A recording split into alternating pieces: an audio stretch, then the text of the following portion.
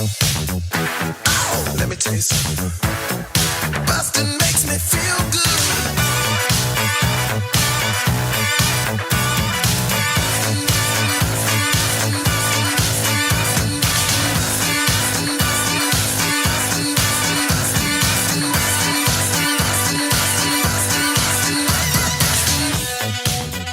Hi, everybody. Welcome to Blockbusting, the podcast where we love to hate the movies. I'm your host, Jay Light. Joining me, oh boy. Oh, I already flubbed it. Joining me today, Gary Petersen. I almost said Gary Petersen. Don't be nervous. We're friends. This is my second time having you on, and it makes me nervous to have a repeat guest, because I've told so many people, I don't do repeat guests, but you're a very special case, Gary. Why have I heard that all my life? Thank you. You're back. Your last episode, smash hit. A lot of controversy. I'm basically canceled. Why am I even here? Because I remember I implored you to rewatch the movie we talked about last time. Did you ever give it a rewatch? I tried to, and I got bored. But for the listeners that are new, I did 8th grade, and I had a lot of great things to say about it, but I do still think it's missing that, little bit of an X factor in a movie that draws you in. Maybe it's because my experience is different, but I'm not here to talk about 8th grade anymore. No, you're not. Nobody is talking about that movie. Right. Now we're talking about a movie that is it's on everybody's mind, on everybody's lips and tips and teeth and tongue. I'm Not There. The multi-layered biopic of mysterious musician Robert Allen Zimmerman Dylan. Bobby D. This is a 2007 musical drama film directed by Todd Haynes, co-written by Todd Haynes and Oren Moverman. According to the Wikipedia page, an unconventional biographical film inspired by the life and music of American singer-songwriter Bob Dylan. 6 actors depict different facets of Dylan's public personas: Christian Bale, Kate Blanchett, Marcus Carl Franklin, Richard Gere, Heath Ledger, and Ben Whishaw. Hold on here. We've got 6 people playing Bob Dylan, but none of them are playing Bob Dylan. Right. This actually was a very critically acclaimed film. It was especially for good old Kate Blanchett, who played a version of Bob Dylan named Jude Quinn. Jude Quinn, her performance was nominated for an Academy Award for Best Supporting Actress. And this movie made less than its budget, made less than just about half. It was pretty positive, but there's some kind of mixes in there. But enough about what other people thought about it. I'm not talking to other people about it. I'm talking to you, Gary, and I'd never seen this movie until you brought up hating it, and I want to know what your deal is. I love Bob Dylan. I love bad Bob Dylan. I love weird Bob Dylan. I've seen him live. And at this time in my life, I was, you could say, channeling Bob Dylan in my my everyday. Okay. I would wear 70s style clothing, those big sunglasses he had. You were much taller and skinnier. I was a little thinner. I had some hair. But I was fucking obsessed. It was like 1920, I think, when this came out. And I just thought, like, the way he went about his life, like being kind of a bouncing artist, chasing things from a young age, and going after the what he wanted with, like, no fucks given, if I can say that. You can say that. Different layers of his music, different eras of his music. I've known so much of it, and it really did inspire me. So I was like, I cannot wait for this movie. This is going to be, maybe the best film ever made, I'm guessing. Okay. This was, like, I bought tickets in advance for the movie. You read it, $20 million budget. and it only made 11 million. No one's clamoring to see this. Yeah, this isn't like a Star Wars or a Marvel movie. No. And it was evident when I called the AMC Boston Common and said, like, do you think it's going to sell out the midnight Thursday show? And the guy was like, we don't think anyone's even going to come to this thing. That's why we're actually just going to show it at 10 o'clock. I feel like you seem like the kind of dude who would have camped out dressed like a different version of Bob Dylan and all of the other people. Kind of was. I was living a version of Bob Dylan. It's true. I was talking in circles. I was saying philosophical nonsense. One of my favorite B-side Bob Dylan things that I have is when he's a young man and he's on like a Cambridge, Massachusetts radio show. And this is like folk era young Dylan. He's maybe 21. Okay. And he's just kind of like, yeah, man, we didn't get much money in those early days and pass the hat around, maybe get a cheeseburger.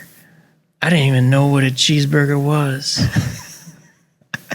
And he's trying to be dramatic, but he sounds stupid. But that to me is like, oh yeah, I'm that guy. I'm kind of dumb, and I'm kind of like chasing after a dream. So had you ever had a cheeseburger in your life at that point? Who knows? No, not really. I don't like cheese on my burger.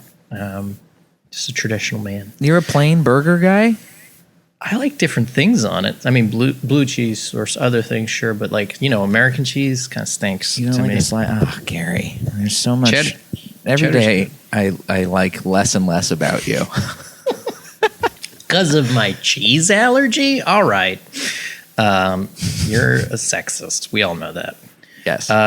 Jay, I could not wait, is my point. Right. They said I'm not there. I said I'm there. That's what I said. And then you go to the theater. You're ready. You're raring to go with your pre-bought ticket. With my buddy, who's equally as big a Dylan head as I. And we are chasing this stupid lifestyle of bohemian, artistry where we want to. This guy's an inspiration for that way, where it's like you just throw a fucking guitar on your back and you head off to the land of dreams and just hope. And at that time, I was like starting to seriously pursue stand-up comedy. And I think I even drove out to Lowell. I did. I drove out to Lowell, Massachusetts to see the original scrolls of On the Road because Bob Dylan was inspired by them. This is obsessed on a level that is embarrassing. And it's, it's just what you do. You learn.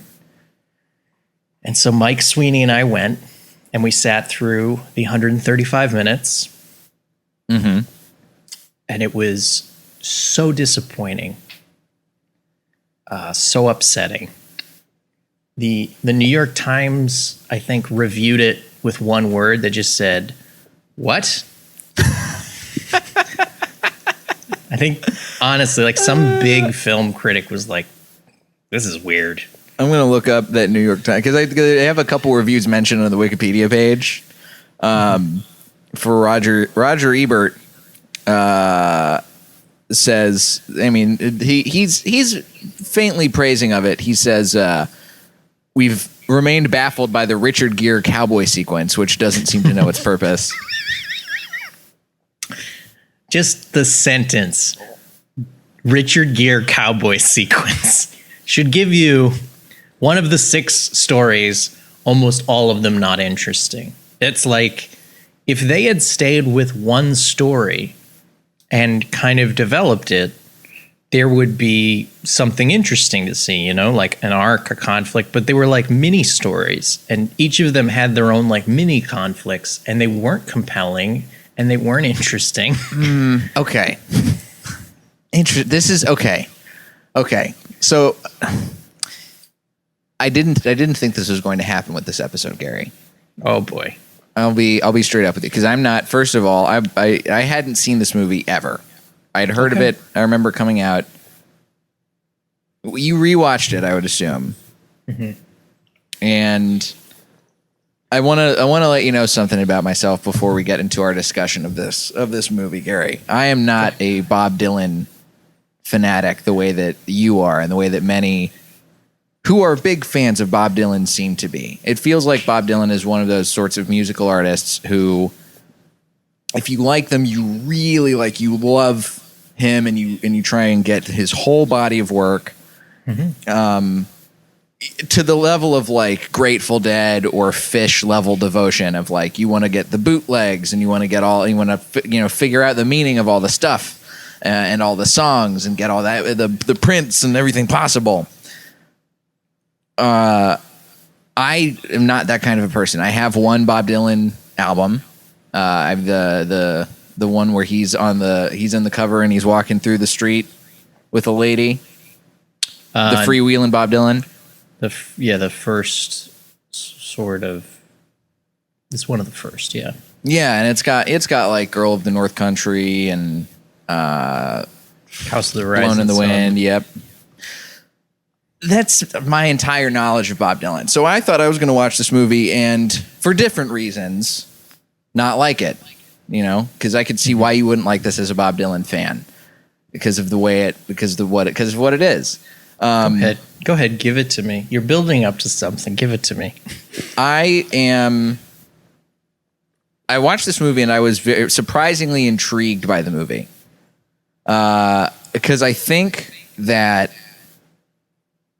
it's weird, and the way it approaches art and artists, and the commentary that it has on art and artists through the lens of Bob Dylan, through the secondary lens of people playing aspects of Bob Dylan's life, which is a completely it's on its face such an absurd art housey kind of approach. But I thought it wasn't going to work, and I was surprised. For me, it kind of worked. Okay. I still like you. I still like you too, Gary. We disagree on so many things. But okay, so I think the best way, because it's hard to talk about this movie as a whole without figuring out how the individual parts lock together. Because this movie does feel very much like a Rubik's Cube of art and pretension that I was kind of trying to solve as I was watching it. Yes. Which, if you are a Dylan fan, there are stages and phases of Dylan. So it's doing that thing that a movie does where it's life's like this, remember? Huh? When a rat ran across the screen in The Departed and your eyes fell out of your head because they were rolling so much? Right. It was 6 versions of that. It was here's him as a cowboy, and here's him as the sort of little black and white weirdo, drug-addled, electric guy. It just made me want to vomit. And they left my favorite Dylan out. There's more than one Bob Dylan, or more than one person here. There are the 6 versions of Bob Dylan that they express here are poet, prophet, outlaw, fake, rock and roll martyr, and star of electricity. Those are the 6 quoted versions of Bob Dylan that are on display here. So what's the 7th? What's the key here that is missing in your mind? Who's the 7th man? I think it's totally missing. And this is why, I think many people can often find Bob Dylan fans insufferable. I think his best music comes from the era where Hurricane, it's the album Desire and Blood on the Tracks. It's Tangled Up in Blue. It's mid 70s. He's working with a bunch of different musicians.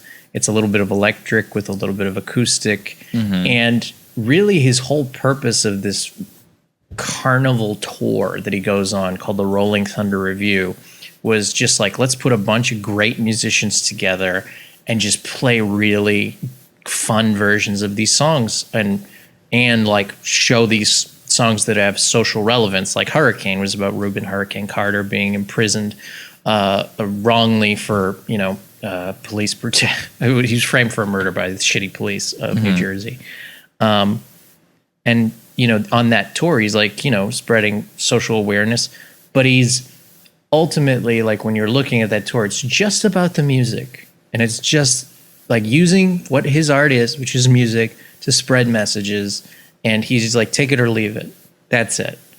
And they didn't have that there. It was like a lot of like, I'm the poet, I'm the blah blah blah, and it was, he's just a fucking musician. Like, we tell some of the stuff that happened. The real stuff is more interesting. I think this is part, like, so I did a lot of trying to solve the mysteries of this movie, because I'm not a big, like I said, I'm not a big Dylan guy, so I don't know how some of the stuff worked out. It seems to me that of the 6 variations that we see here, the only ones that really, I think, come anywhere close to capturing Bob Dylan as like as an artist himself are the Jude Quinn section and the sort of in tandem Robbie Clark and Jack Rollins section, where we got Christian Bale, Heath Ledger, and Cate Blanchett. Yeah, I think Cate Blanchett looks the most like a Dylan, which is why people are like, oh, cool. She's the most Dylan-y Dylan of all. But it's also, it really pisses me off, because all it is kind of like him on drugs, him with the Beatles on drugs, kind of goofy. He's a little bit of an accidental, pop, like nothing he is doing in that sequence, or nothing Cate Blanchett's character is doing in that sequence, seems to be on purpose. It seems to just kind of be accidental. Mm-hmm. And I was just like, that's an insignificant character. It's good. It's a good imitation. But what are we hearing from this story? That he did drugs with the Beatles? Well, I think, okay, so there's an aspect that you mentioned about your sort of view on Bob Dylan is he's basically just, he's a musician, right? Mm-hmm. And he's got many forms and he's got many faces, and he's, he's pissed people off and he's got longtime admirers. I think the Jude Quinn section captures Bob Dylan in that sort of like frustrating to the public mode, where he is just being like, I'm just a musician, man. I don't have any, like, none of what I'm saying matters.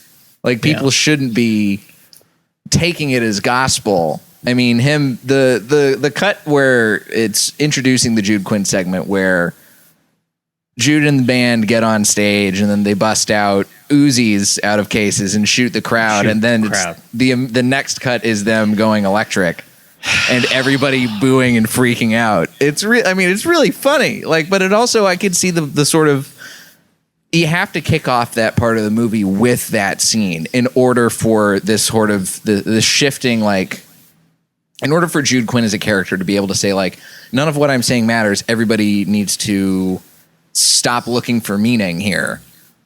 Okay. Let me not debate you, but that scene is such art house bullshit. It makes me go, ugh, like, it made me nauseous with its turning of the Uzis on the crowd because he's doing something they don't like. It's such horseshit. And the reality, and what I think good art can come from is a version of the truth. And yes, he did a different direction in his music at the Newport Folk Festival, and people booed him when he came out with an electric. And one, Pete Seeger, which they show a little sequence of it, Pete Seeger nearly took an axe and cut the electrical cord of them on stage. Is like one of the myths of the thing, if it did or didn't happen, because he was so like, how could he? That story's fine. I've seen the footage of it. It is very compelling, and it is super weird. It's a bad gig. He goes out with a band.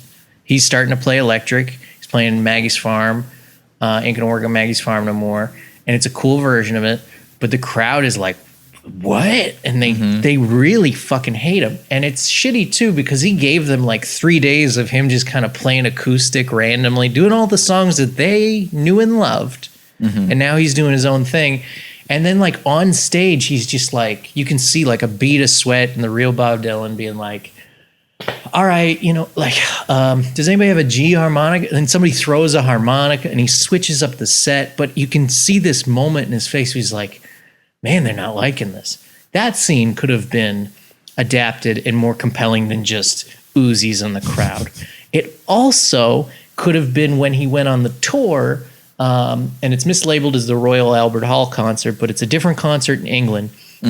He would go out, play half the show acoustic, and get tremendous applause. They'd take a break. He would come out with members of what would become the band, like Robbie Robertson, Lee Von Helm on drums for a short while. They would get booed for 2 hours.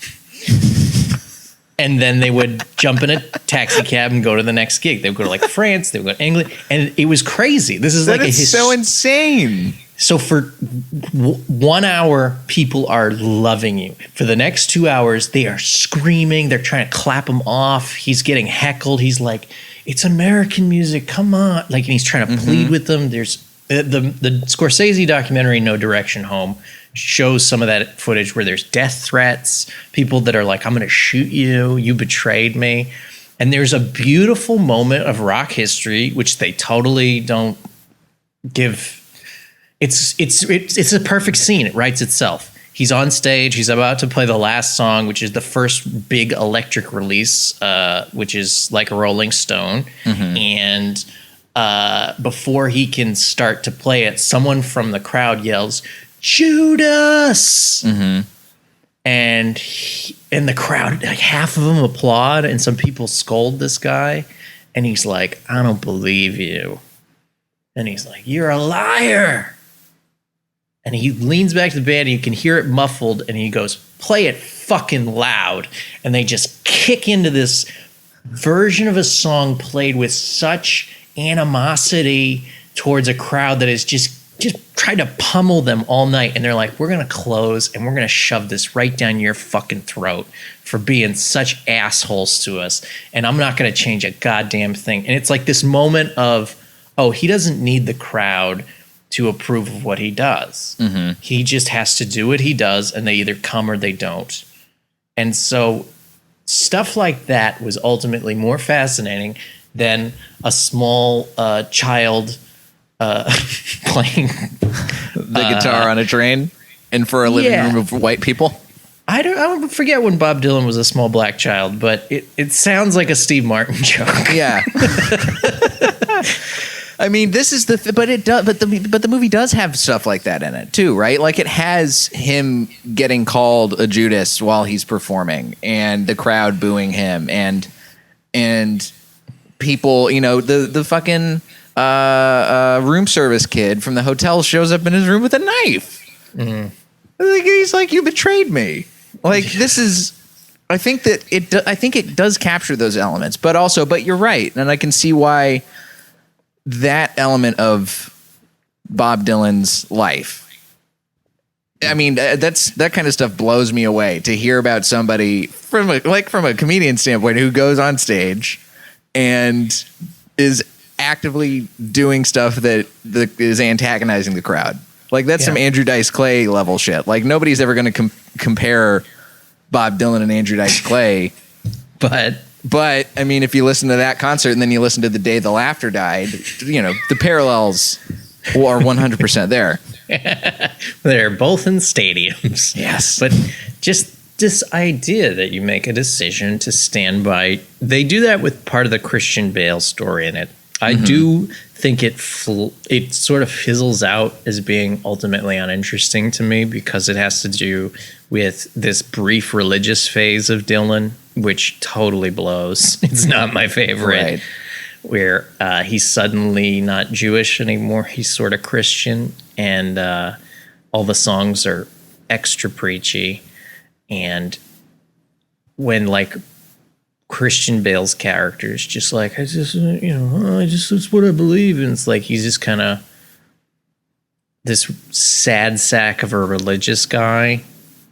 It just It's like, how could you present someone's beliefs, even if I don't hate people for loving religion.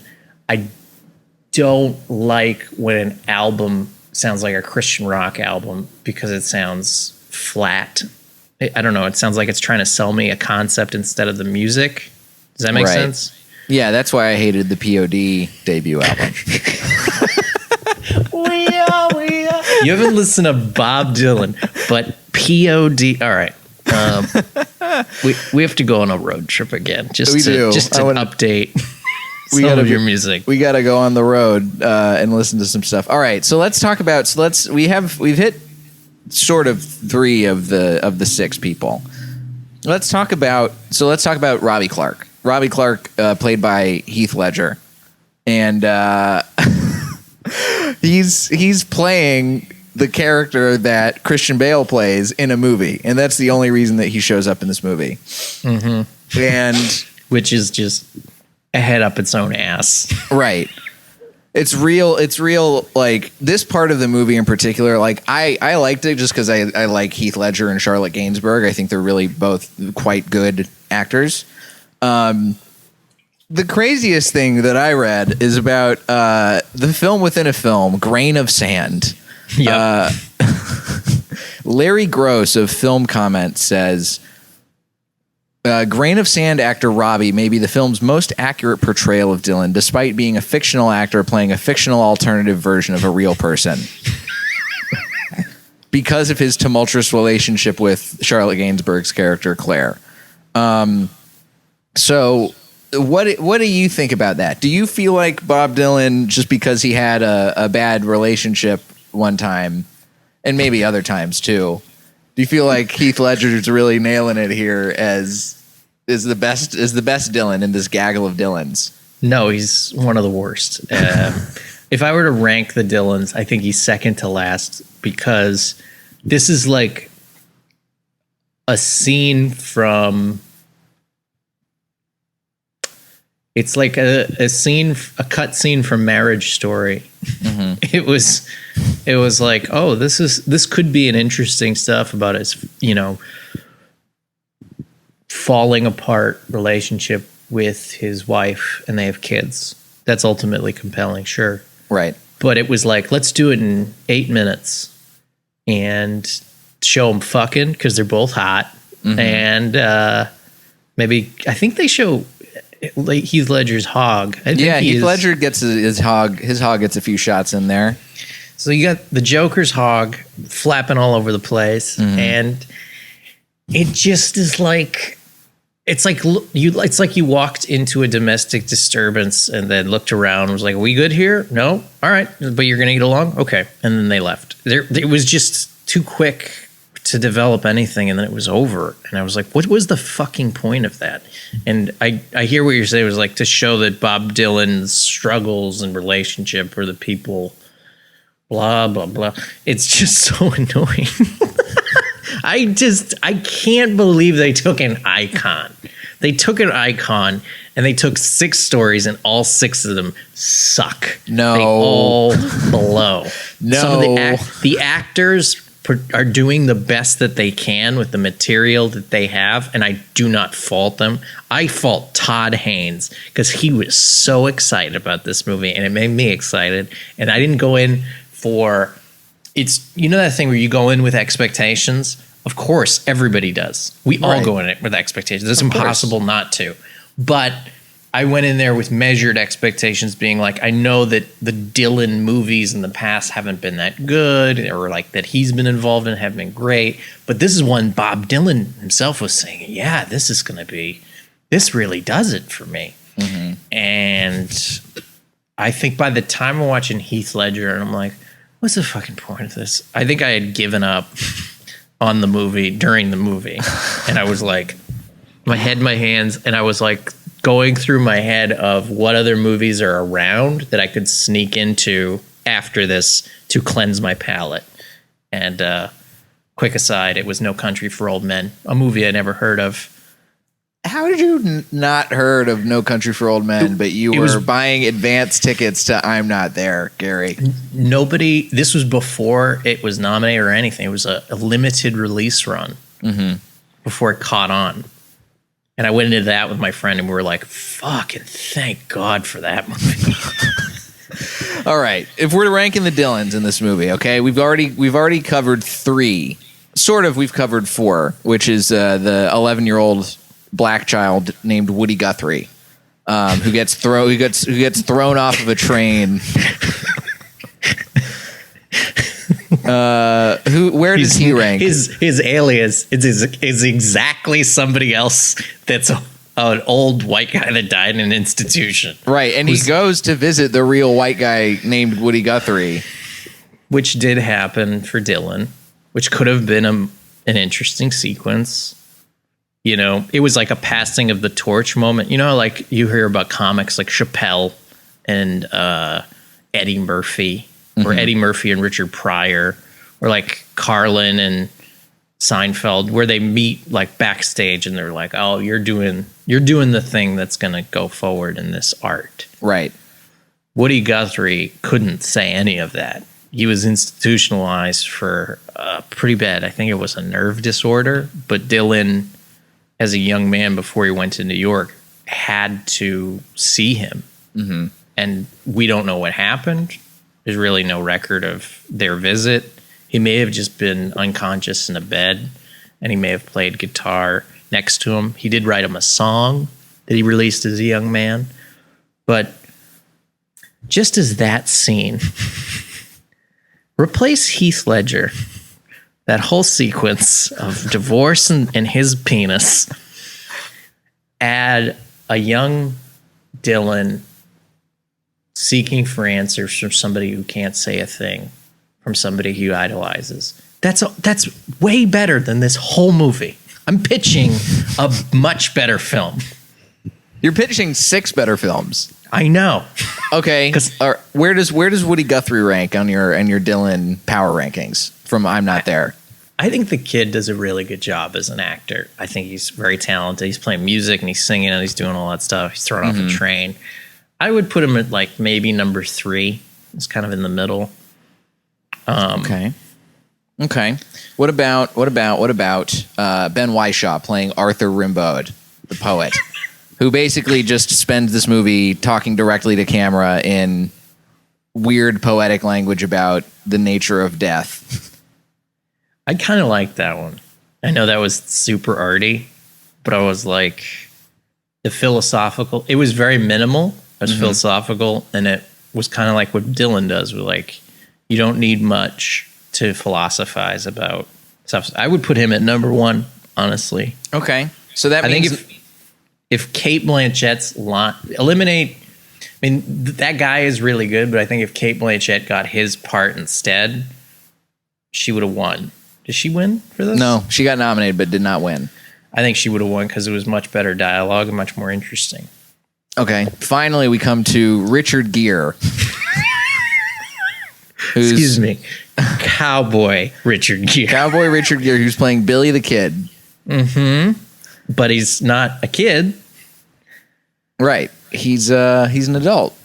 And Billy the Kid was a piece of shit. Go ahead. This is the Wikipedia summarization of that plot line, which out of all the parts, truly the most incomprehensible. I mean, legitimately the part that I had to figure out what the fuck was going on through Wikipedia. Outlaw Billy McCarty lives in hiding in rural Riddle, Missouri. His dog runs away from him. This is not on the Wikipedia page, but this is a large part of the plot of Richard Gere's section. His dog runs away, and he spends most of the time trying to hunt down the dog who's run away. Then he goes into a town where people are in blackface and performing and all sorts of stuff, and then somebody recognizes him. Several townspeople commit suicide because of the town's plan to demolish the town for a highway. Billy the Kid gets thrown in jail. He gets broken out, and then he hops onto a boxcar where he finds Woody Guthrie's guitar. And then as he rides away, he remarks on the nature of freedom and identity. here's everything that's so upsetting. During that time, if you lived in a small town and they were going to demolish it for a highway, you might welcome that business because of how shitty your town was. Nobody could get there. So I doubt anyone ever has committed suicide because of the development of a town in the Old West. The Old West was shitty. If you didn't have a road to your house and someone was about to, hey, we're going to make it so your family from 40 years ago that you haven't seen could come by. Oh, I got to jump into fucking traffic. Well, jumping into traffic at that time, also a very ineffective way to commit suicide. What are you going to do? You're going to let a horse trample you and maybe break a couple bones? Wait for a train to be built and then lay on the tracks. I don't like... They have those couple stories that intertwine that like touch each other and like the tail end to try to link it. Sort of like that Coen Brothers Buster Scruggs thing, you know, where it's like each thing has a little thing that ties it. The Coen Brothers do what Haynes is trying to do, which is like there are threads to the scenes that are separate of these separate stories, but it's a similar world. This doesn't make any sense, and it's another annoying thing because the young Woody Guthrie timeline is later in life, I believe, and this is the Old West. And also, I fucking hate Billy the Kid. He was a scumbag who shot people in the face for fun, and then broke out of jail and shot more people in the face. So, which is why you get an actor who puts gerbils up their butt for fun in order to effectively portray this. Allegedly. No judgment. Who cares? Who cares? I'm gonna try it this Thanksgiving, see if it works. Listen, I'm just talking about holes and the best way to adjust with the holes. And Billy the Kid is not. He's romanticized fucking outlaw bullshit that this country does. They did it with Whitey Bulger. They did it with John Dillinger. They did it with Bonnie and Clyde.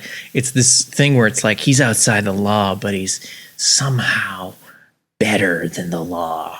Even though if we look at the pictures of what he's done, it's cringeworthy. You know, you see a gun put in someone's face and the trigger pulled. It's not very nice. So Billy the Kid sucks. He was shot and killed by Pat Garrett, and he's dead. And in this one, they're bringing it back to be like, oh, but he's alive.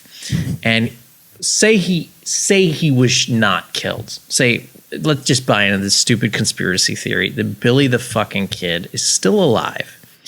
Somehow, he has become a gentle, dog-owning, harmonica-playing musician in his older years, even though he couldn't read and he was a maniac. It's like Hannibal Lecter broke out of jail and now he's a sous chef and gets along with everybody. People don't fucking change like that. And this whole romanticism connected to Billy the Kid is because Dylan did a movie, Pat Garrett and Billy the Kid, he did the soundtrack for. Right. And that's where Knockin' on Heaven's Door comes from, for the soundtrack to that awful film. And I think they're trying to tie it to some of that too. And I'm like, but why? Why? It doesn't add up in any way. See, okay. So here's the final standpoint, I think, is that like I don't think you're ever going to like this movie. No. I don't think you ever will. I think because you're such a diehard Dylan fan and you are not a fan of how versions of him, how he gets split apart into several pieces like Captain Planet and the 6 multi-ethnic variations of him come together. You make it seem like where I'm like, he needs to be a white guy and that's it. That is not what I'm saying. No, I know that's not what you're saying. It's purely from a splitting apart into 6 different personality standpoint. You don't want a Power Rangers like Megazord approach to Bob Dylan. You want the way Bob Dylan is. You like the documentaries, right? You like Martin Scorsese. I would assume you probably like D.A. Pennebaker's documentary about Dylan, about Don't Look Back. Yeah, I mean, that's fun and everything. But I also, if you have 6 different stories of him, make those stories fucking interesting. Mm-hmm. If they rewrote all 6 of the stories with the same actors and had them based off of more interesting things that actually did happen in a way that's like you could also play with a fantastical element, then like, why do you care about a fucking dog that you don't know and Billy the Kid? Who gives a shit? Mm-hmm. If we were to rewrite this right now, let me just pitch you. Pitch. Bob Dylan was a socially active civil rights performer. He opens for Martin Luther King Jr.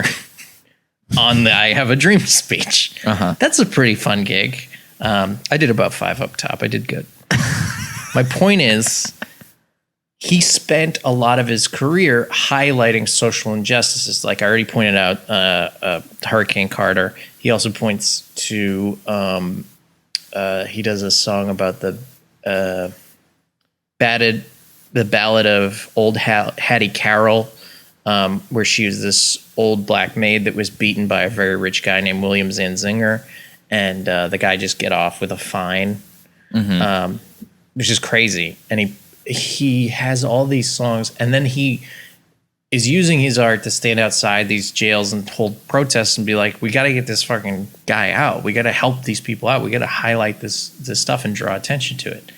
And he's doing it in a way that's, I think, a modern, what, people do today. They copy that similar model of like, use your fame to spread awareness about a certain issue.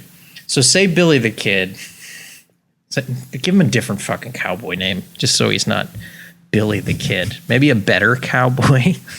But if he was breaking people out of like a jail that were wrongly imprisoned, wouldn't that be ultimately a little bit more exciting than a bunch of people killing themselves over a highway that might be built?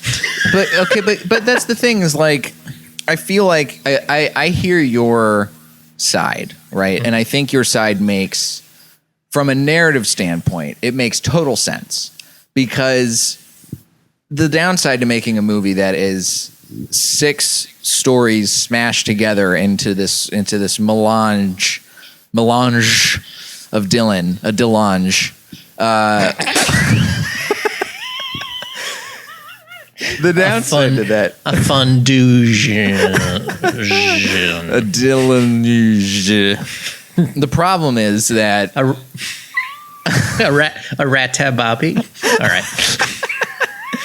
The problem is that if you do that, you kind of take away the essence of what I think is intriguing about I'm Not There, and the thing that makes me, and I would assume other people, want to go back and watch it again, which is the art house bullshittiness of it. And I think that because this movie is approaching Dylan as a theme and not as a human being explicitly, and allowing this sort of crazy narrative, like, I mean, this is, Todd Haynes himself saying, asking why he had 6 actors play Bob Dylan.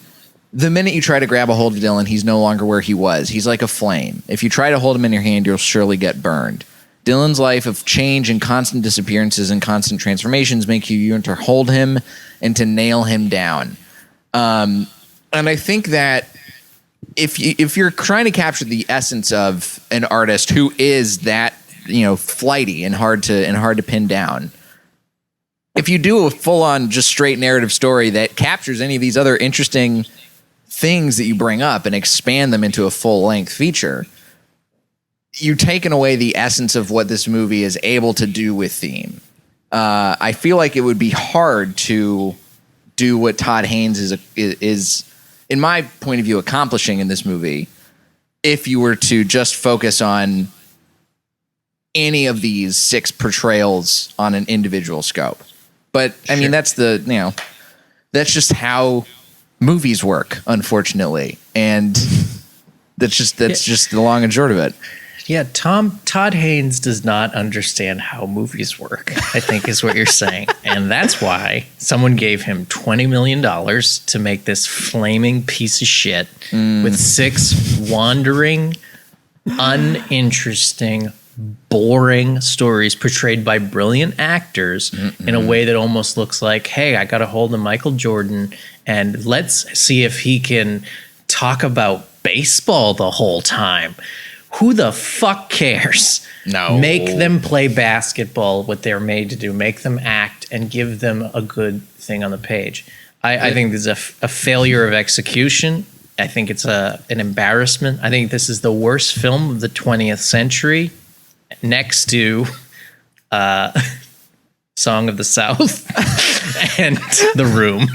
This is the 21st century, so you can hold off. I feel like all that you really want now is Space Jam, but with Bob Dylan. Look, I've got a script, and I know you're Mr. Hollywood with all these friends, but Bill Murray has already said yes. That's all I'm going to say. Oh, I mean, we should have had Bill Murray play one of these 6 Bob Dylans. That would have immediately leveled up. He could have. Think about this. Get rid of Richard Gere. Sorry. I like Richard Gere. I think he did as good as he could have. But Bob Dylan is a funny person. He has moments that are so fucking silly and funny in life and on the stage. I'll end with this thought because I know we're strapped for time, but we appreciate your pledges. The point I'm trying to make can be executed in the complexity of Dylan and how good he is under pressure and his philosophy and humor at the Rock and Roll Hall of Fame induction of Bob Dylan. Earlier that night, the Beach Boys are inducted. Brian Wilson, Mike Love, a bunch of Beach Boys are on stage. Mike Love starts acting a little bizarre and then starts calling people out left and right and saying the Mop Tops couldn't be here because they're in a lawsuit with Yoko. I'd like to see Mick Jagger get up here and play I Get Around. Then he calls out his guest Muhammad Ali, says Assalamu alaikum, and then demands that he says Salaikum salam or alaikum salam, whatever it is. It's so awkward and pathetic and weird. And all he keeps saying, Mike Love, is just like, the Beach Boys were about harmony. The Rolling Stones, they don't have harmony. And he's just shitting all over all these musicians that are in one room while getting an award. Bob Dylan is brought up later by Bruce Springsteen. And he says, thanks, Bruce. I'd like to thank Rock and Roll Hall of Fame. I'd like to thank a lot of people. I'd like to thank Mike Love for not mentioning me. You know, Mike, harmony's all well and good, but you have to have forgiveness too. So, and then he thanks a bunch of other people. But it's that he's funny, cuts the tension, and it's truth. It's that little wisdom that you're like, oh, this guy does have important things to say. Right. So I think his important things were not said. I think Todd Haynes should be put on trial by a war criminal jury. The same ones that prosecuted Saddam. I think that's only fair. We'll see if we get to that point. But for now, Gary. Yes. You are one of my rare return guests because you have something to promote, and it is something that I want you to promote right this very second. It is my album, Yellow Belt Confidence, available on deadandmellow.com. It is my first debut album. I cannot do stand-up comedy right now or support myself with my art, so please support a young starting label and a young artist by buying my first album, Yellow Belt Confidence, on deadandmellow.com. Go listen to Yellow Belt Confidence. Go buy it. Gary is a hilarious comedian. He's one of my favorites, not just of human beings to hang out with, but also a really funny comic to watch and listen to. And you're gonna dig his album if you go get it. So go Likewise, get it, buddy. You're you. so wonderful. Get Jay's album too while you're there. Thank you. It's called Good Guy with a Gun. It's not on deadandmellow.com, but it is available other places where you get albums. And you can also find me at Diet J on Twitter and Instagram, and jlightcomedy.com for other stuff. Live stream show dates, who may be live ones, who knows? I'm still trying to figure out what the board of supervisors just said in their meeting. We're going to figure that out if we get off the air. But Gary, thanks again, man. And I, as much as you hated this movie, it made me want to watch it again. So I'm probably going to do that to try and solve this fucking Rubik's Cube puzzle box of pain like I'm in Hellraiser. Exactly. That's all you can do. This has been Blockbusting. Go see something good for a change.